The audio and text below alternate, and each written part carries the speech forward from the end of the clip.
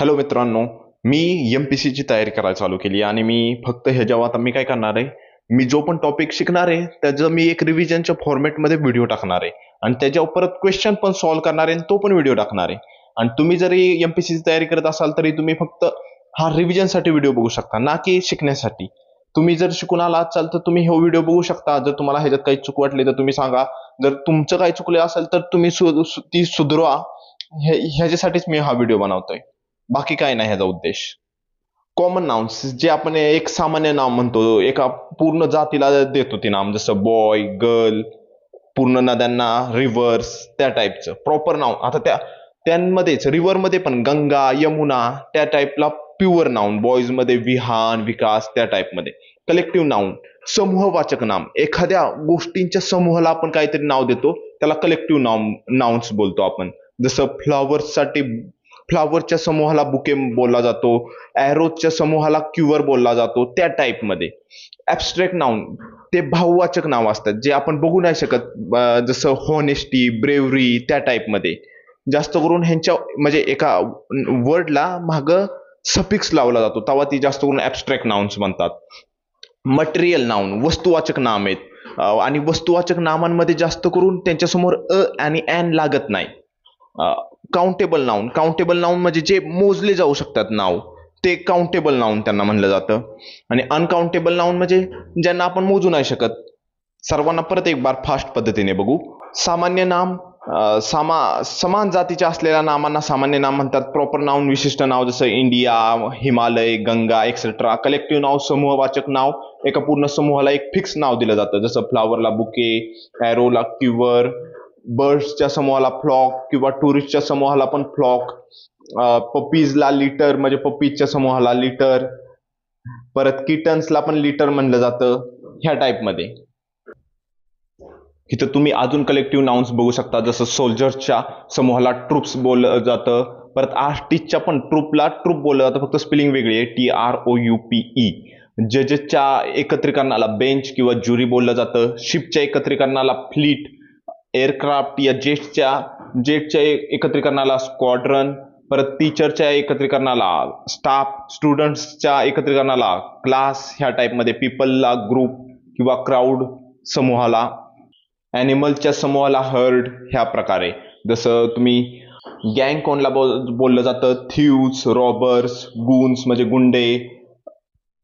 परत बंच म्हणजे कोणला, छोटे क्रुक्स, बदमाश. परत ग्रेप्सला पण बंच बोललं जातं. बनानाच्या एकत्रीकरणाला पण बंच. कीच्या एकत्रीकरणाला पण बंच, ह्या टाईपमध्ये. ॲब्स्ट्रॅक्ट नाउन म्हणजे भाववाचक नाव आहेत. Abstract noun are not physical substance, they doesn't have physical existence. म्हणजे ते नाउन्स आहेत, पण त्यांच्याकडे काय फिजिकल बॉडी बिडी म्हणजे काय असं नाहीये की आपण त्यांना बघू शकतो.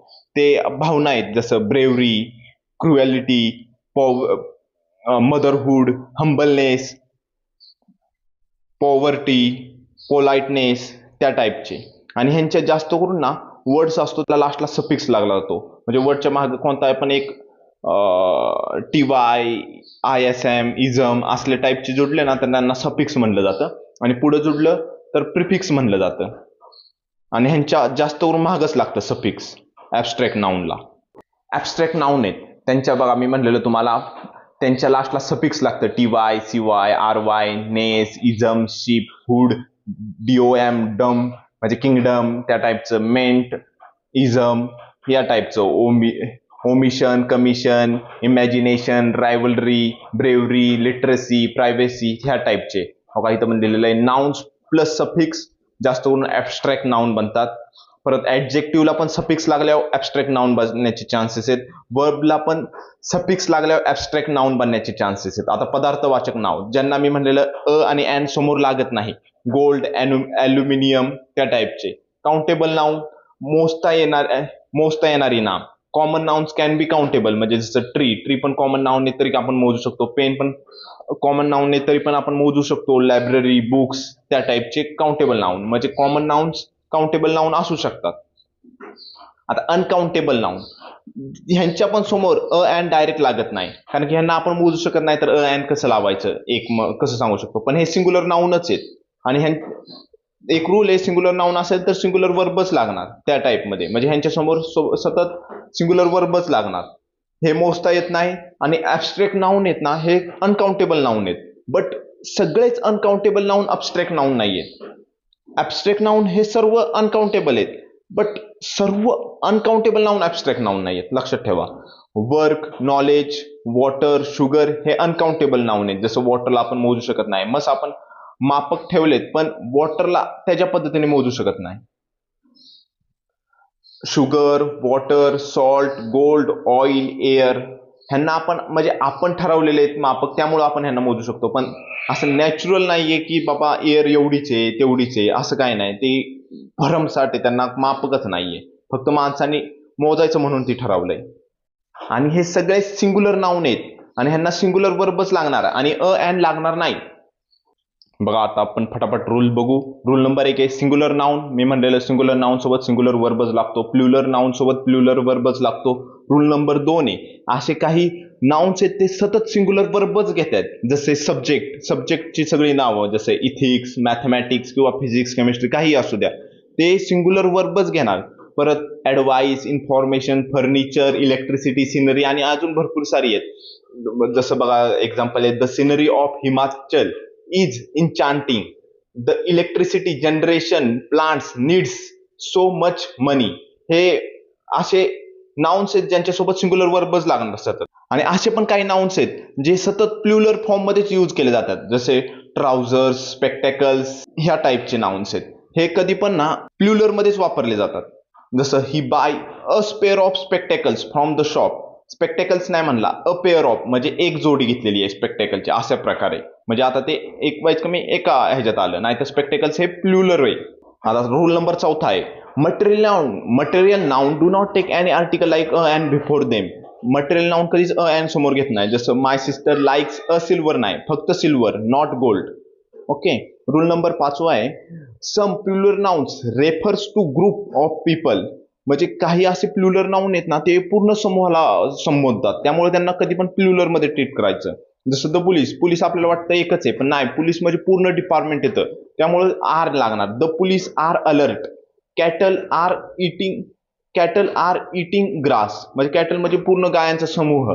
पुअर, पुअर म्हणजे गरीब, पण द पुअर म्हणलं तर पूर्ण गरीब समाज, हे लक्षात ठेवा. द लागला ना पूर्ण समूहाचा बोध संबोधल्यागत होतो व्हायच कमी. The poor, poor are suffering a lot. People, people म्हणजे प्लुरल सगळ्यांना माहिती आहे. Are waiting outside the hall. Simple. हे जेव्हा काही जास्त प्रश्न नाही आले तरी पण मी तुम्हाला सांगतो नाऊनचे 5 केस आहेत इंग्लिशमध्ये. ऑब्जेक्टिव्ह केस आहे, जास्त करून लास्टला जो नाऊन येतो ना तो ऑब्जेक्टिव्ह केस असतो.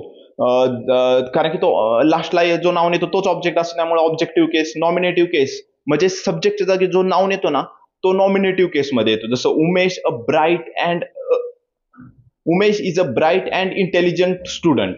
उमेश सब्जेक्ट आहे ह्याचा, त्यामुळं नॉमिनेटिव्ह केसमध्ये आला. आणि ऑब्जेक्टिव्ह केसमध्ये the doctor is taking care of his clients. Clients लास्टला आला ऑब्जेक्टिव्ह केसमध्ये त्या नादात. पजेसिव्ह केस म्हणजे जसं आपलं एखादी गोष्ट असली तर आपण तिचं पजेशन दाखवतो, म्हणजे माझी कार, माझी खुर्ची, त्या टाईपमध्ये. आणि त्याच्यात ना जास्त करून अपॉस्ट्रोफी एस दाखवतात इंग्लिशमध्ये पजेशन दाखवण्यासाठी. जसं बघा you are sitting in Manish chair, apostrophe S लागला, मनीषची चेअर आहे ती, ह्याचा अर्थ असा आहे. डेटिव्ह केस, डेटिव्ह केस म्हणजे अप्रत्यक्ष कर्म. Thank you for sending me good message, अप्रत्यक्ष कर्म आहे कमी, आपलं अप्रत्यक्ष करता, sorry. Wien noun in a sentence is the indirect object of the verb. परत वोकेटिव्ह केस, वोकेटिव्ह केस म्हणजे मराठीतलं संबोधन, संबोधन समजू शकता. When a noun in a sentence is used to get attention. Ajay are you coming for, Ajay are you coming for a function. अजयला आवाज दिलाय, तसं संबोधनमध्ये आवाज दिल्यावर संबोधन म्हणतो. तसंच इथं जर तुम्हाला इंग्लिश वाचताना वाटलं बाबा एखादा पर्सन आवाज देतोय तर त्याला वोकेटिव्ह केस होणार त्यात.